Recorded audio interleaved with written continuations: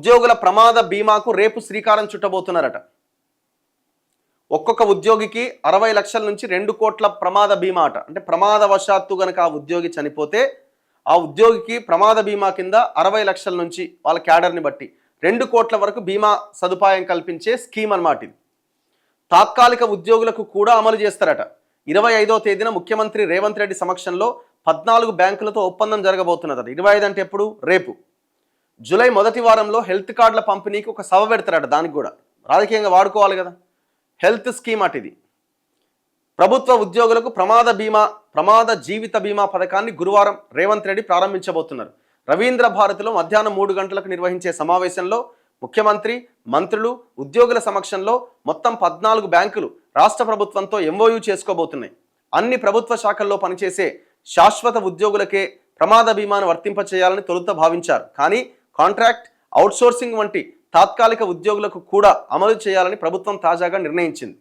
Bank ఖాతాలో ప్రభుత్వ వేతనం జమ అయ్యే ఉద్యోగులందరికీ ఇది వర్తిస్తుందట.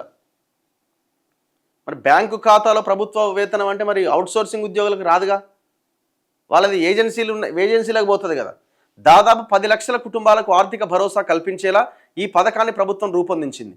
ఉద్యోగి ప్రీమియం కింద ఎలాంటి రుసుం చెల్లించాల్సిన అవసరం లేదు. వేతన ఖాతాలు ఉన్న బ్యాంకుల ద్వారా ఈ పథకం అమలుకు ప్రభుత్వం ఏర్పాట్లు చేస్తోంది.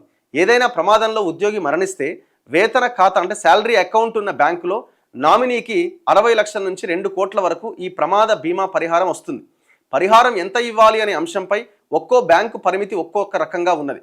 కొన్ని బ్యాంకులు 60 లక్షల నుంచి ₹1 కోటి ఇస్తామన్నాయి. అత్యధిక వేతన ఖాతాలు ఉన్న బ్యాంకులు ₹1 కోటి ఇవ్వడానికి అంగీకరించినాయి. విమానంలో ప్రయాణించే సమయంలో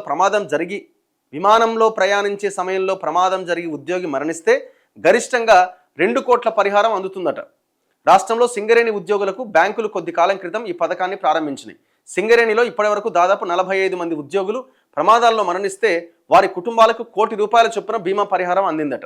సో అట్లాంటి స్కీమే ఇప్పుడు రాష్ట్ర ప్రభుత్వ కాంట్రాక్ట్, అవుట్సోర్సింగ్ ఈ ఎంప్లాయీస్ అందరికీ అమలు చేయబోతున్నారట.